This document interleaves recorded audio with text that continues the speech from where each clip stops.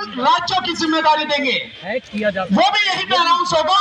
तो पहले जो साथी बोल रहे हैं आदरणीय डीसी कपिल साहब, उनके अनाउंस करेंगे, हम कमेटी का अनाउंस करेंगे, देन डेमोन्स्ट्रेशन होगा। हमारा राज तुम्हारा, हमारा राज तुम्हारा, वो हमारा राज तुम्हारा। ईवीएम हटाओ, ईवीएम हटाओ, ईवीएम हटाओ, ईवीएम हटाओ, ईवीएम हटाओ, ईवीएम हटाओ। हेलो दोस्तों, नमस्कार। कैसे हैं आप सभी? उम्मीद करता हूं आप सभी अच्छे होंगे। तो आज हो गया 6 जनवरी और आज है जंतर मंतर पे ईवीएम के लिए धरना। तो आप देख सकते हैं हम आए हुए हैं यहाँ ईवीएम के लिए, जहाँ पे धरना हो रहा है जंतर मंतर पे। हमारा पीछे मिशन जय भीम के राष्ट्रीय अध्यक्ष और दिल्ली सरकार में पूर्व कैबिनेट मंत्री, जिनका पूरा इतिहास संघर्ष और आंदोलन से जुड़ा हुआ है, एक ऐसी शख्सियत जिसने राजनीति की, सत्ता की, मंत्री के पद को ठोकर मार करके समाज के काम को चुनने का काम किया है। मैं उन वक्ता के रूप में राजेंद्र पाल गौतम जी को अगले वक्ता के रूप में आपके बीच में आमंत्रित कर रहा हूं। और उसके बाद जो राष्ट्रीय टीम है हमारी, जो कमेटी गठित होनी है, उसका अनाउंस होगा और उसके बाद फिर ये डेमोन्स्ट्रेशन दिखाया जाएगा आपको। तो आदरणीय राजेंद्र पाल गौतम जी से मैं आग्रह करूंगा कि वो आए और आप सब लोगों से गुजारिश है कि जोरदार तालियों से उनका स्वागत करें। जोरदार तालियों से स्वागत किया जाए राजेंद्र गौतम जी। धन्यवाद कपिल जी। दुनिया को शांति और मानवता का संदेश देने वाले तथागत भगवान बुद्ध, देश के तमाम दलितों, पिछड़ों, आदिवासी और महिलाओं की हजारों साल की गुलामी को तोड़ने वाले डॉक्टर बाबा साहेब अम्बेडकर जी, बहुजन समाज के सभी महापुरुषों के चरणों में कोटि कोटि नमन करते हुए आप समस्त साथियों को क्रांतिकारी जय भीम करता हूं। साथियों, मैं आप सबको इस कार्य के लिए बधाई देता हूं कि ये जो लोकतंत्र डॉक्टर बाबा साहेब अम्बेडकर भारत को देकर गए, वो लोकतंत्र जो मोदी जी के द्वारा खतरे में डाल दिया गया है, उस लोकतंत्र को बचाने की जिम्मेदारी आज आप सब लोग निभा रहे हैं। इसके लिए मैं आपको शुभकामनाएं देता हूं। इसलिए आया हूं कि ये जो आजादी की लड़ाई है, ये हमारे प्रजातंत्र को बचाने की लड़ाई है, ये देश के संविधान को बचाने की लड़ाई है। इस लड़ाई को अगर नहीं लड़ा गया तो डॉक्टर बाबा साहेब अम्बेडकर जी की कुर्बानी बेकार चली जाएगी। आपको सबको पता होगा, लगभग 2,500-3 हजार साल तक हमारे लोगों को पढ़ने लिखने पर धार्मिक बंदिश थी, व्यापार करने पर धार्मिक बंदिश थी, कोई मानव अधिकार नहीं था, संपत्ति रखने पर धार्मिक बंदिश थी। लेकिन डॉक्टर बाबा साहेब अम्बेडकर जी ने अपने 5 में से 4 बच्चे कुर्बान करके, अपनी जान पत्नी माता रमाबाई को कुर्बान करके आजादी हमें दिलवाई। और मैं इसलिए आजादी इसको बोल रहा हूँ क्योंकि जब ये आजादी का आंदोलन चल रहा था तो एक साथ 2 तरह की आजादी का आंदोलन चला। एक आजादी की लड़ाई थी 200 साल की अंग्रेजों की गुलामी से आजादी का आंदोलन, जिसको लाखों लोगों ने लीड किया, लाखों जान गई, औजार हथियारों का इस्तेमाल हुआ, हजारों नेता थे। लेकिन उस आजादी की लड़ाई में कहीं भी आपको दलितों, पिछड़ों, आदिवासी और महिलाओं के हक अधिकार की चर्चा नहीं मिलेगी। लेकिन दूसरी आजादी की लड़ाई लगभग 3,000 साल की गुलामी से आजादी की लड़ाई थी, जिसको डॉक्टर बाबा साहेब अम्बेडकर जी ने अकेले लड़ा, बुद्धि और विवेक से लड़ा, कोई खून नहीं बहाया, कोई औजार हथियार नहीं उठाया।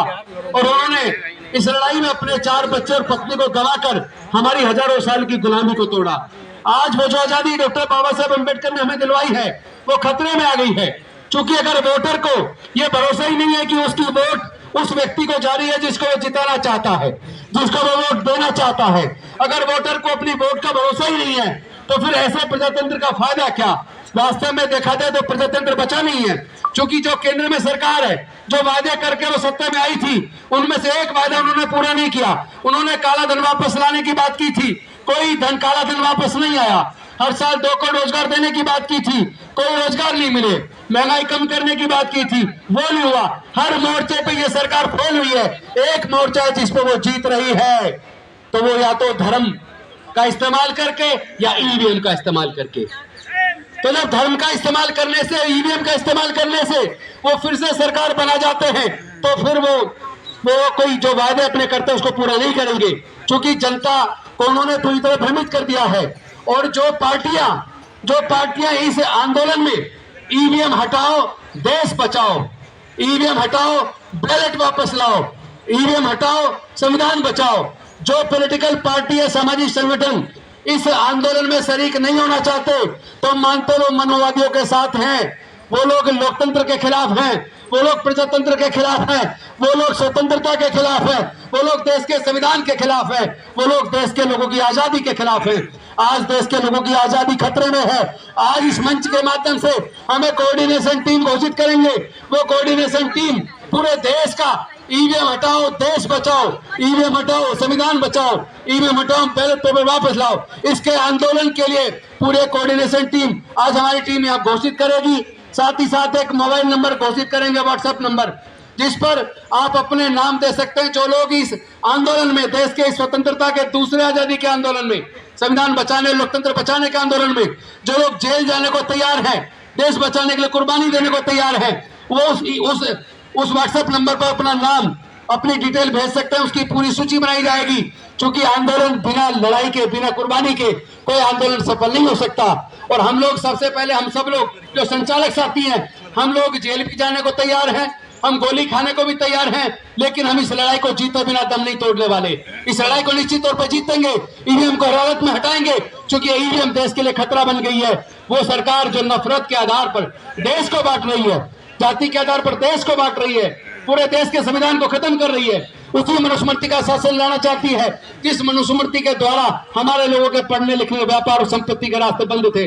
लेकिन मुझे दुख इस बात का है, इन सरकारों ने शिक्षा को महंगा करके वो शिक्षा का अधिकार जो बड़ी कुर्बानी से बाबा साहब ने दिया था, वो शिक्षा का अधिकार लगभग हमसे छीन लिया है।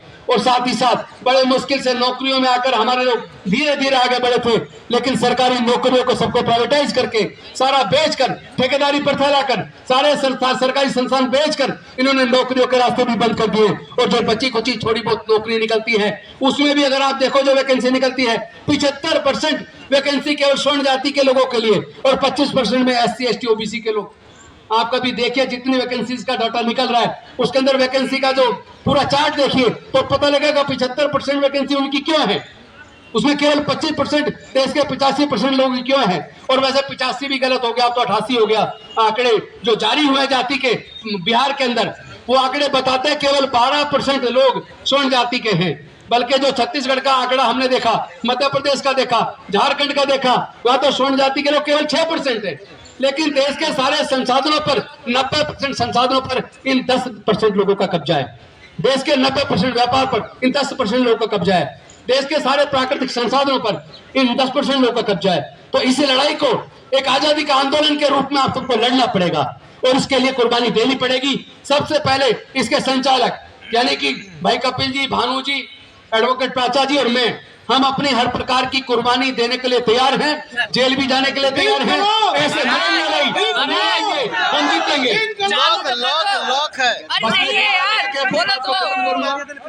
हम गोली भी खाने को तैयार है, देखना चाहते हैं मोदी जी की अगर हमें वो जेल भेजना चाहते हैं तो जेल के लिए तैयार है, अगर शूट आउट करना चाहते हैं तो उसके लिए भी मरने के लिए भी तैयार है। लेकिन याद रखना, गोली खाने के बाद भी तब तक दम नहीं तोड़ेंगे जब तक इस लड़ाई को जीत ना ले। इस लड़ाई को हम जीतेंगे, हम लड़ेंगे, हम जीतेंगे। ईवीएम हटाओ, ईवीएम हटाओ, ईवीएम हटाओ, ईवीएम हटाओ, ईवीएम हटाओ, ईवीएम हटाओ, अब ईवीएम हटाओ, ईवीएम हटाओ, ईवीएम हटाओ। अब आप कुछ देर में देखेंगे, जैसे कुछ दिन पहले आपने सोशल मीडिया पे देखा होगा कि वोट कहीं दी जा रही है और उसके अंदर पिक्चर में भी दिख रही है कि सही जगह गई है, लेकिन जब वो डब्बा खोला जाता है तो पर्ची किसी और की निकलती है। तो फिर भरोसा कैसे करें ऐसे ईवीएम पर? और जो सरकार ईवीएम से चुनी जाएगी तो वो सरकार पे भी हम कैसे भरोसा करें? इसीलिए ये सरकार तानाशाह हो गई है, इसीलिए सरकार जनता की कदर नहीं कर रही है, उत्पीड़न कर रही है और पूरे देश के लिए खतरा बन गया है। इसलिए देश को बचाने का आंदोलन निश्चित तौर पर हम जीतेंगे। इन्हीं शब्दों के साथ मैं अपनी वाणी को विराम देता हूँ। बहुत जल्द आपके सामने ये मशीन का पूरा दिखाया जाएगा। और आपको याद होगा लगभग 3 साल पहले जिसमें हाईकोर्ट के रिटायर्ड जज भी थे, हमारे बंगले पर, सरकारी बंगले पर मशीन से दिखाया गया था किस तरह मशीन से चीटिंग हो सकती है। और अब तो अनेकों लोगों ने करके दिखा दिया है, तो फिर ऐसी ईवीएम पर भरोसा क्यों करें। कुछ ही देर में आपके सामने प्रदर्शन होगा ईवीएम के द्वारा कि किस तरह चीटिंग होती है।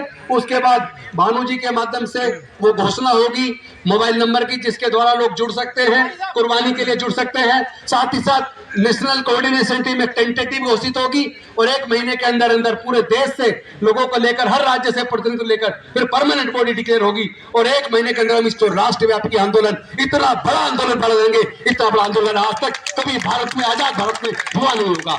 ये निश्चित तौर पर हमारी जीत होगी और आप सबकी जीत होगी, देश की जनता की जीत होगी, लोकतंत्र की जीत होगी, संविधान की जीत होगी। बहुत बहुत धन्यवाद। नमो बुद्धाय। जय भीम, जय भारत। वोट हमारा, राज तुम्हारा।